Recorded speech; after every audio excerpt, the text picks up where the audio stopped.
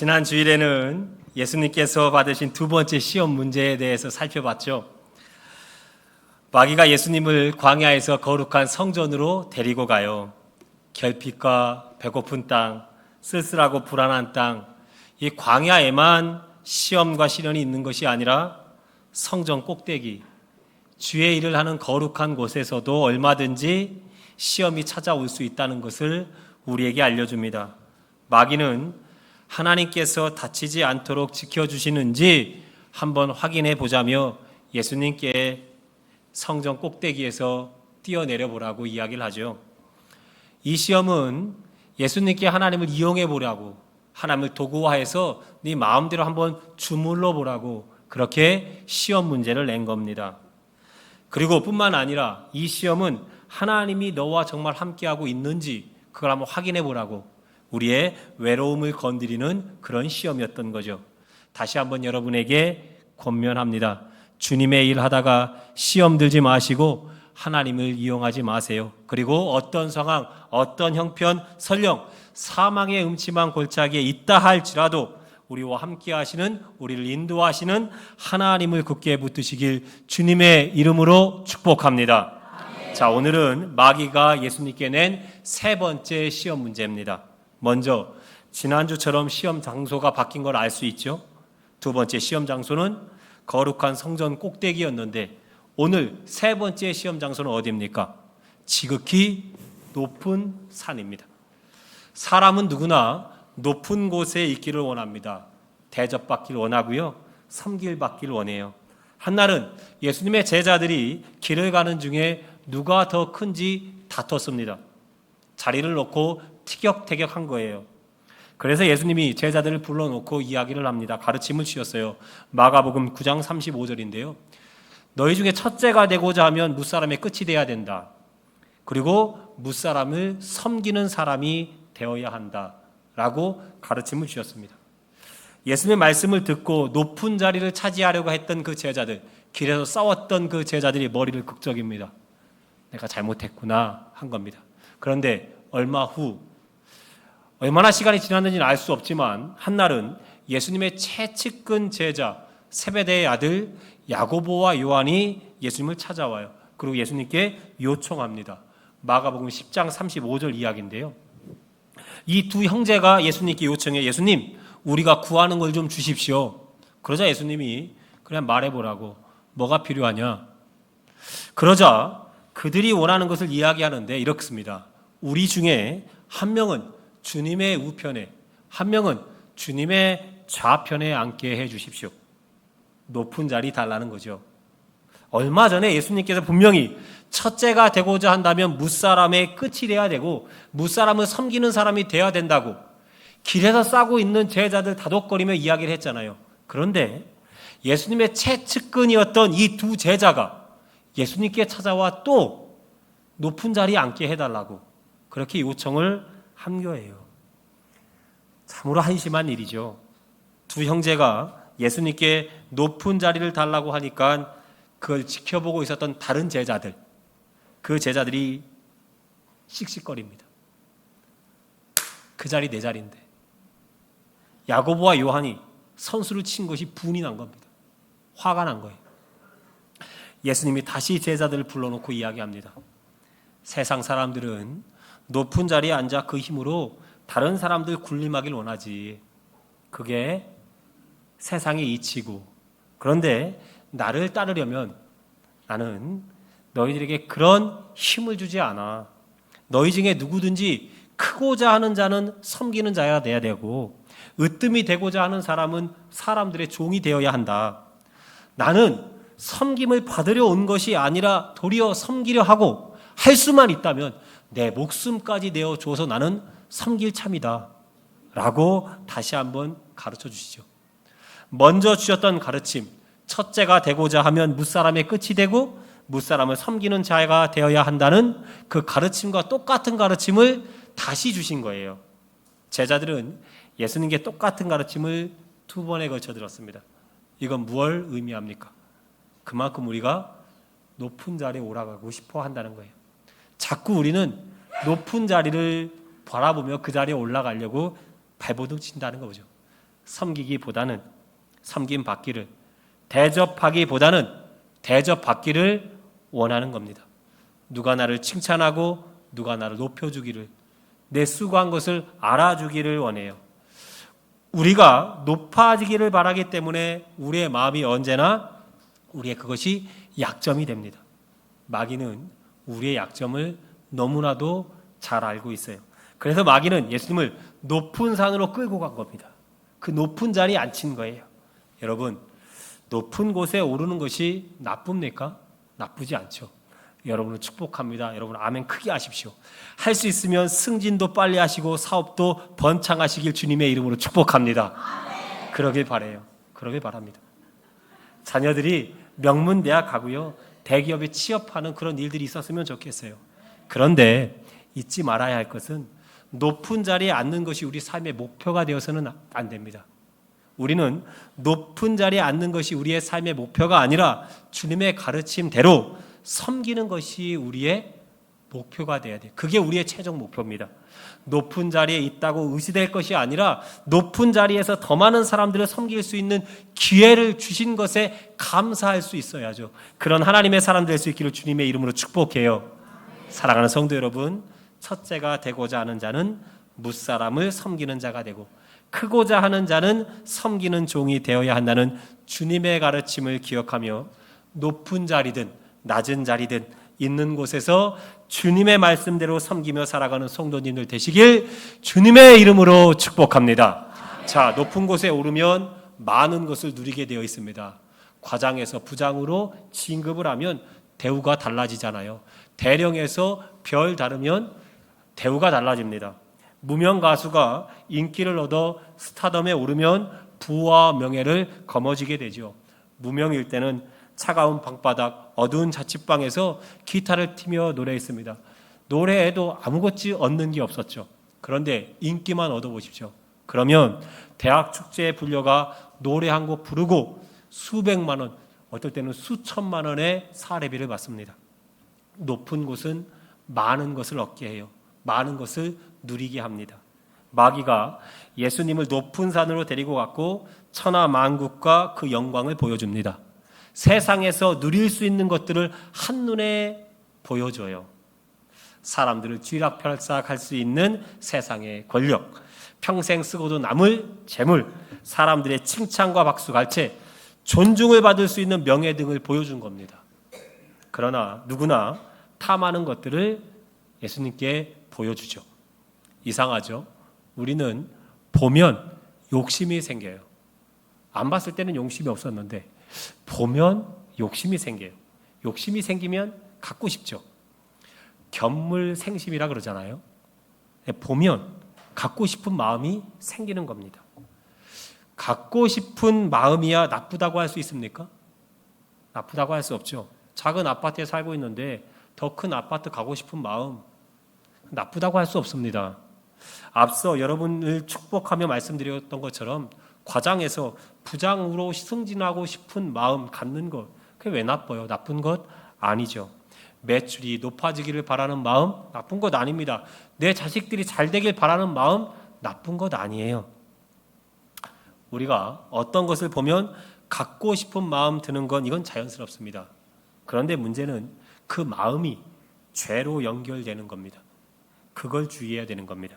오늘 본문 8절을 보니까 마귀가 예수님께 천하 만국과 그 영광을 보여준 뒤 9절 다음 단계로 넘어갑니다. 내게 엎드려 나를 경배하라, 절하라고. 여기가 위험한 지점이죠.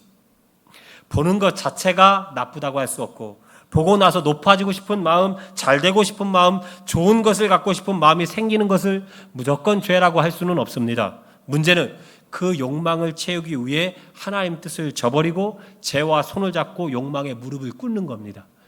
그게 나쁜 거죠. 그게 잘못된 거예요. 마귀는 예수님께 단순히 세상 영광을 구경시켜 준 것만이 아니에요. 그 영광을 얻기 위해 하나님보다 자기에게 무릎을 꿇으라고, 욕망에 이끌려 살라고, 수단 방법 가르지 말고 얻고 싶은 것 있으면 가로채라고, 그것이 설령 죄를 짓는 길이라 할지라도 눈 한번 딱 감고 그냥 무릎 한번 꿇으면 되지 않느냐고. 그렇게 부추기는 겁니다. 유혹은 보는 것으로 시작했지만 유혹의 최종 목표는 욕망과 죄에 무릎을 꿇히는 겁니다. 아담과 하와도 선악을 알게 하는 나무의 실과를 보고는 먹음직스럽다 했습니다. 야, 이거 맛있게 보인다. 그 마음 드는 거야 어쩔 수 없죠. 그런데 그 마음을 실행에 옮겨 먹으면 안 되는 거죠. 먹지 말아야 됩니다. 왜? 하나님이 먹지 말라고 말씀하셨으니까요. 먹고 싶은 마음이 생기는 것이 어떻게 합니까? 보면 그런 마음 들 수 있고, 그러나 생각을 실천으로 옮기는 것은 다른 문제라고요. 그랬다가는 패가 망신합니다. 다윗이 좋은 예인데요. 마귀가 예수님께 세상 영광을 보여주고 절하라 한 것처럼 다윗도 어느 날 높은 왕궁에서 보아서는 안 될 것을 보게 되죠. 문제는 본 게 아니라 보고 나서 그 다윗이 그 마음을 다스리지 못하고 죄에게 무릎을 꿇은 겁니다. 그게 문제가 된 거예요. 다윗이 왕이 됐습니다. 주변 나라를 평정해 가고 있어요. 다윗은 암몬과의 전투를 위해 군사령관 요압을 앞세워 군대를 파견하죠. 그리고 자신은 궁에 있었습니다. 햇살이 따스럽게 내리쬐는 날이었습니다. 다윗이 낮잠을 자고 궁 옥상에 거닐고 있는데 저 멀리서 아름다운 여인이 목욕을 하고 있는 겁니다. 다윗은 시력도 좋지 그게 보인 거예요. 남자가 여인의 알몸을 봤으니 욕정이 생기는 거야. 자연스러운 일이죠. 당연한 일입니다. 그런데 거기서 멈춰야 했습니다. 보고 말았어야 되죠. 봐서 욕정이 생겼다고 그 욕정을 풀고자 죄와 손을 잡아서는 안 되는 일이죠. 그런데 다윗은 목욕하는 여자를 궁으로 들어오게 하죠. 그리고 그녀와 정을 통합니다. 그녀가 누구였냐? 다윗의 충성스러운 장군 우리아의 아내였습니다. 얼마 후 다윗은 간통한 여인 이 우리아의 아내에게 임신했다는 전보를 듣습니다. 다윗은 그냥 하룻밤 즐기는 것으로 욕정을 푸는 것으로 그냥 끝내려고 했거든요. 근데 임신했다는 말에 자신의 추악한 죄가 드러날까 봐 두려웠어요. 죄는 그렇게 두려움을 줘요. 그리고 죄는 또 다른 죄를 생산해냅니다. 다윗은 간통 죄를 감추기 위해 머리를 굴립니다. 이렇게 해요. 다윗은 전쟁터에 있는 우리아를 궁으로 불려드립니다. 예루살렘으로 들여보내요. 그리고 우리아를 집으로 보내 그 아내와 자연스럽게 잠자리를 갖도록 그렇게 유도를 합니다. 그래서 여인의 뱃속에 있는 아이가 우리아의 아이인 것처럼 그렇게 일을 꾸미려고 합니다. 아주 간사하고 치졸한 계략이죠. 그런데 충직한 우리아는 다윗이 만든 그 꼬임에 넘어가지 않아요.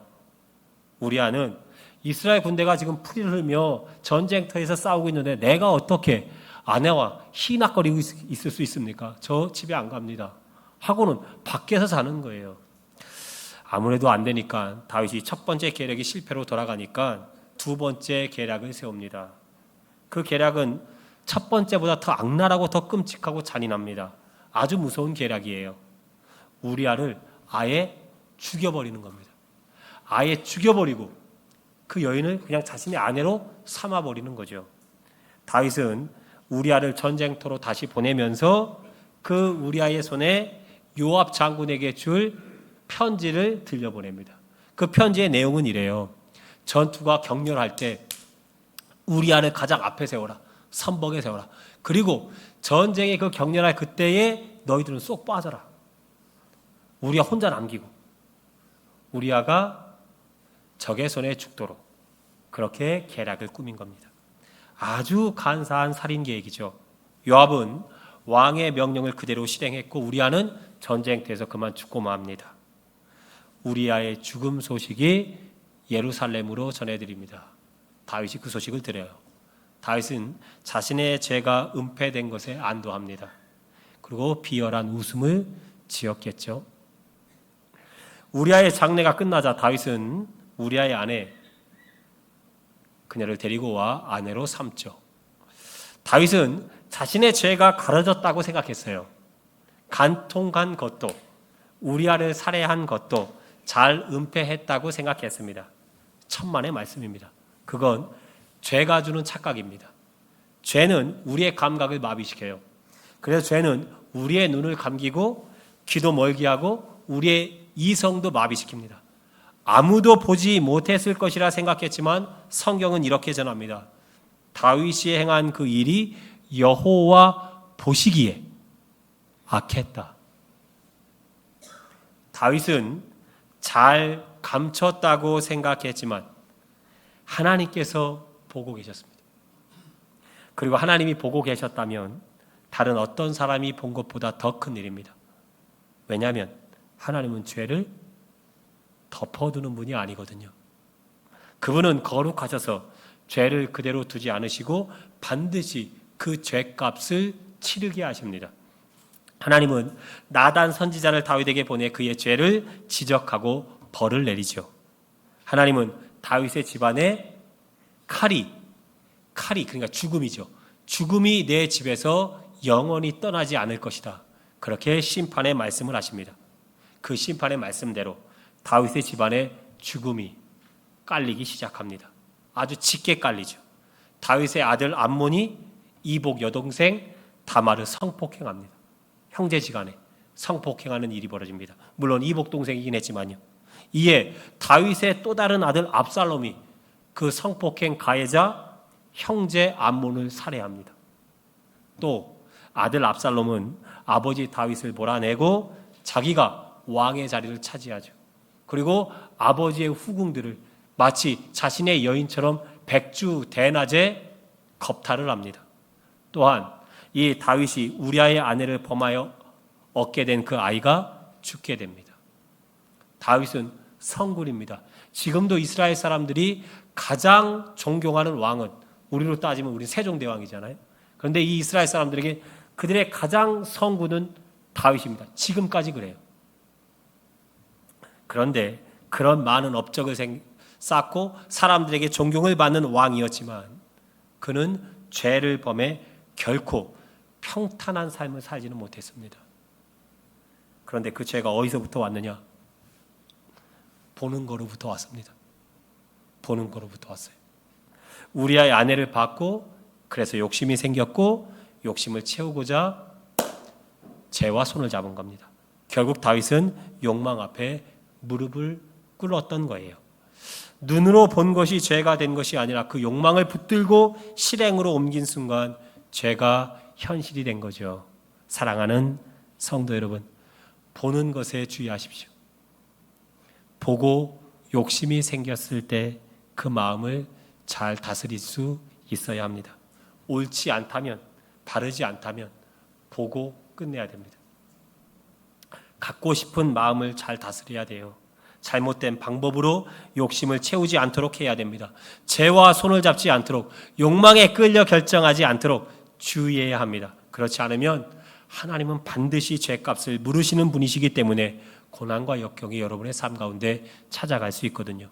무엇을 보고 마음이 동했을 때 예수님께서 하신 것처럼 이렇게 선포하세요. 사탄아 물러가라. 할렐루야. 사탄아 물러가라. 주 너의 하나님께 경배하고 다만 그를 섬기라 했다.